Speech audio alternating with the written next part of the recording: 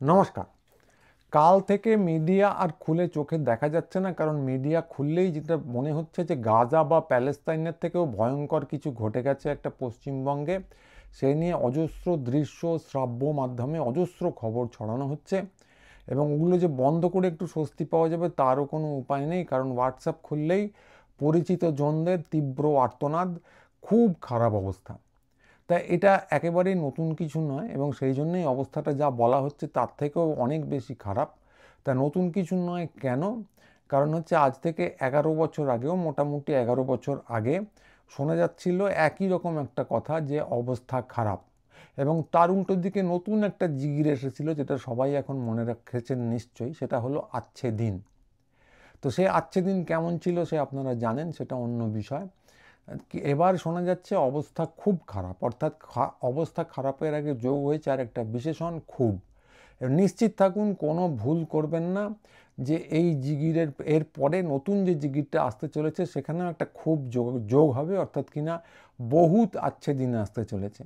তো আচ্ছে দিন কেমন ছিল আপনারা জানেন, বহুত আচ্ছে দিন কেমন হতে পারে এবং তার জিগির কেমন হতে পারে সেটা সম্পর্কেও আমাদের সম্যক আন্দাজ আছে। ফলে অবস্থাটা সেই জন্যই খারাপ। তো এই যে বহুত আচ্ছে দিনের জিগির, এখানে আমরা সবাই যথাযথ ভূমিকা নিজেদের পালন করেছি। মিডিয়া নির্লজ্জভাবে মিথ্যে কথা বলেছে, গুজব রটিয়েছে, উস্কানি দিয়েছে। সরকারের যথেষ্ট দায়িত্ব আছে। সরকার দুর্নীতি করেছে, অপকর্ম করেছে। দুটো ধর্মকে, পুরনো যে কংগ্রেস লাইন ছিল যে দুই দিকের মৌলবাদীদেরই একটু করে তোল্লাই দেব, সেই লাইন অনুসরণ করে দুই দিকের মৌলবাদীদের তোল্লাই দিয়েছে। অপকর্মের মধ্যে অবশ্য আরও একটা ব্যাপার আছে, সেটা হলো যে গণতান্ত্রিক আন্দোলনে তুমুল দমন পীড়ন করেনি, যেটা করলে আচ্ছা দিন এর মধ্যেই এসে যেত। সেই ওই পাপকর্মটা করার ফলে এখনও আচ্ছা দিনের প্রত্যাশায় আমরা বসে আছি এখনও। তা প্রগতিশীলরাও একইভাবে মিডিয়ার সঙ্গে নেচেছেন, তারাও নিজেদের কর্তব্য পালন করেছেন। এই যে হিন্দু বীর যারা আছেন তারা যখন লাফিয়েছেন, তাদের বিরুদ্ধে বলতে গেলেই চোর, চটিচাটা এইসব নানা বিশেষণে অভিহিত করেছেন। এবং ফলে যেটা হয়েছে, বাধাহীনভাবে তেড়ে রামনবমী হয়েছে। বীররা খোলা তরোয়াল নিয়ে নাচানাচি করেছেন, হিন্দিভাষী বীররা বিশেষ করে ফ্ল্যাগ লাগিয়েছেন নানা জায়গায়, বিভিন্ন বাসের সামনে খোলা তরোয়াল নিয়ে নাচানাচি করেছেন, এবং বীর গাথা চারদিকে প্রচারিত হয়েছে। সবাই যে মুখ বুজে শুনেছে শুধু তাই নয়, শাসক দলের নেতারা অনেক ক্ষেত্রে তাতে যোগ দিয়েছেন। এর পরে কি হতে চলেছে, স্ক্রিপ্টটা কী, চিত্রনাট্যটা কী হয়, তারা ভেবে দেখেননি, কিংবা ব্যাপারটা জল মেপেছেন, যে যেদিকে জল যাবে সেদিকে যাব। উল্টো দিকে সংখ্যালঘু নেতারা তারা কি করেছেন, এমন একটা অবস্থা তৈরি করেছেন যেটা নিজেদেরই বাঁশ হয়। উত্তর ভারতে, গোটা উত্তর ভারতে বা বিন্ধ্য পর্বতের উত্তরে যে কোনো জায়গায় ওয়াকফের বিরুদ্ধে আন্দোলন করতে গেলে পিটিয়ে তাদের হাল খারাপ করে দেওয়া হতো, এটা তারা বিলক্ষণ জানেন। ফলত যে নিরাপদ জায়গাটা, তাদের সমস্ত ক্রোধ সেই নিরাপদ জায়গায় প্রতিফলিত হয়েছে, এবং আন্দোলনটাকে এমন জায়গায় নিয়ে গেছেন যে সেটা আসলে নিজেদেরই বাঁশ হতে চলেছে। তাই নিজেদের বাঁশ হতে চলেছে, এবং বস্তুত যেটা হচ্ছে যে এখানে আন্দোলনের স্পেসটা, পরিসরটা, সুযোগটা, সমর্থনটা তারা আস্তে আস্তে কমিয়ে এনেছেন। তো এবং সঙ্গে আছে হচ্ছে মিডিয়া। যদি বাড়াবাড়ি হয় তারা একটা তিলকে তাল করবে, কোনো কোনো ক্ষেত্রে, কোনো কোনো ক্ষেত্রে চোখ বুজে থাকবে। যদি একই মাত্রা, যদি একজন একজনকে খুন করে বা অন্য কিছু করে, লাঠি মারে, তাহলে কোনো কোনো ক্ষেত্রে তারা সম্পূর্ণ চুপ, এবং কোনো কোনো ক্ষেত্রে যদি একটা তিল হয় সেটাকে তারা তাল করে দেখাবে। ফলত তাদের উস্কানি দেওয়ার ভূমিকা তো আছেই। একটা সময় ছিল যখন আমরা জানতাম যে মিডিয়া বহু খবর উস্কানি হয়ে যাবে বলে প্রচার করতো না, ওসব এখন উঠে গেছে। এখন সরাসরি আসছে, গদি মিডিয়ার জমানায় সরাসরি আসছে উস্কানির প্রচার। তারা দাঙ্গা হাঙ্গামার খবর দিত এবং উস্কানি ছড়িয়ে দিত, কোনো রকম পিছপা হয় না। ফলে এটা আছে।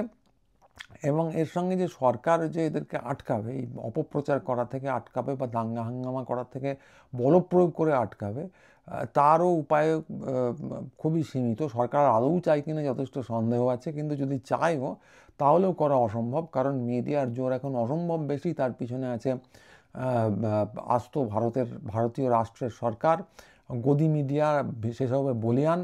এবং যদি ন্যূনতম বলপ্রয়োগ করা হয় এবং সেটা ওই শক্তির পছন্দ না হয়, তাই নিয়ে যে ক্যাচর ম্যাচর হইহট্টগোল শুরু হয়ে যাবে, সেটাকে সামলানোর অবস্থা এই সরকারের নেই।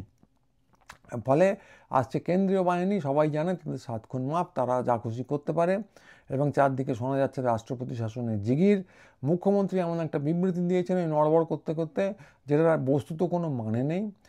উল্টো দিকে বামরা একটা বিবৃতি দিতে গিয়েছিলেন, সেটা এমন অবস্থা যে তাতে দুবার এডিট করতে হয়েছে। কারণ কি না, নইলে যথেষ্ট পরিমাণে সংখ্যা গুরুর পিছনে দাঁড়ানো হচ্ছিল না। তো এই হচ্ছে অবস্থা, সবাই নড়বড় করছেন, এবং যদি ভোটে জেতা গেল তো ভালো, যদি না হয় এইভাবেই এই রাষ্ট্রপতি শাসন ফাসন জারি করেই বহুত আচ্ছে দিন আসতে চলেছে, এরকম একটা ব্যাপার শোনা যাচ্ছে। তো এইটা একটা ইংরেজিতে চমৎকার নাম আছে, এই যে অবস্থাটা ইংরেজিতে একটা চমৎকার নাম আছে, বলা হয় শিট শো। তো এই শিট শোয়ের এটা তো সবে শুরু, আগামী 1 বছরে এরকম আরও দেখবেন, এর থেকে অনেক বেশি দেখবেন, নিশ্চিন্ত থাকুন। তো 24 সালেই আপনারা খেয়াল করে দেখবেন যে হিন্দু বীরদের বিরুদ্ধে যে জিগির, সেটা বন্ধ হয়ে গেছিলো। যারা এর আগে করছিলেন তারা বন্ধ করে দিয়েছিলেন, যে কোনো কারণেই হোক। তো 25 সাল এবং তারপরে 26 সালে দেখবেন যে এমন অবস্থা হবে যে বীরদের বিরুদ্ধে মুখ খুলতে লজ্জা করবে, ভয়ও পাবেন। কারণ মিডিয়া, বৌদ্ধিক সমাজের ঐকমত্য ওই একটা জায়গায় পৌঁছে যাবে, এমন অবস্থা করবে যে আপনি বীরদের বিরুদ্ধে কথা বলতে গেলেই মনে হবে যেন অন্য কিছুর একটা সমর্থন করছেন। তো সেই তকমাটা আপনার গায়ে লাগিয়ে দেওয়া হবে। তো ফ্যাসিবাদ বলুন, নিও ফ্যাসিবাদ বলুন, যে কোনো নামেই আখ্যা দিন, একনাকতন্ত্রও বলতে পারেন, ব্যাপারটা এইভাবেই আসে। সবসময় যে গায়ের জোরে এসে দূর থেকে একটা ডাকাত এসে আপনার বুকের উপর উঠে বসে গলায় ছুরি ধরলো, তা নয়। বস্তুত জনসমর্থন এবং তার ইলিউশন তৈরি করে এরা ক্ষমতায় আসে, এবং এটা শুধু এখানে নয়, সারা পৃথিবীতেই সেরকম ঘটছে। এবং আলোকপ্রাপ্তরাই এই পুরো জিনিসটার ধারক এবং অনেক ক্ষেত্রে গর্বিত প্রচারক। তো সারা পৃথিবীর কথা বললাম, মেক্সিকো থেকে নিকারাগুয়া হয়ে ভেনেজুয়েলা অবধি এই নিও লিবারাল জমানায় তাই হয়েছে। স্থানীয় সরকারগুলোকে বলা হয়েছে দুর্নীতিগ্রস্ত অপদার্থ, তার জায়গায় চাই নতুন সরকার। তো এই যে দুর্নীতিগ্রস্ত অপদার্থ, বহু ক্ষেত্রেই এগুলো মিথ্যে কথা নয়, সত্যি কথা। কিন্তু উল্টো দিকে যাদেরকে প্রজেক্ট করা হয়েছে তারা হলো বস্তুত ডাকাত শুধু নয়, এরা গলা বাজিয়ে দিনের বেলা দিনে ডাকাতি করে। এদেরকে দেওয়া হয় লুটতরাজের লাইসেন্স, এবং সেটাকেই বস্তুত খুব দারুণ জিনিস বলে চারদিকে প্রচার করা হয়। এবং আলোকপ্রাপ্তরা, ধর্মগুরুরা, চকচকে বেশ রাজনীতিকরা যারা ভালো ভালো কথা বলেন, তারা উদ্যোগ নিয়ে এটাই যে বৈধ, ওটাই যে ভালো জিনিস, আপনাকে লুট করে নিয়ে যাওয়া হবে ওটাই যে আদর্শ, এটাকে প্রচার করে ছড়িয়েছেন। এবং ভারতবর্ষেও আপনারা যদি খেয়াল করে দেখেন, এই মডেলেই নানা জিনিস হয়েছে। হাল আমলে কেজরিওয়ালকে জেলে বন্দি করে প্রচুর চিৎকার চেঁচামেচি করে দিল্লি বিজয় হলো। ত্রিপুরা, আসাম এসব তো আগেই হয়ে গেছে।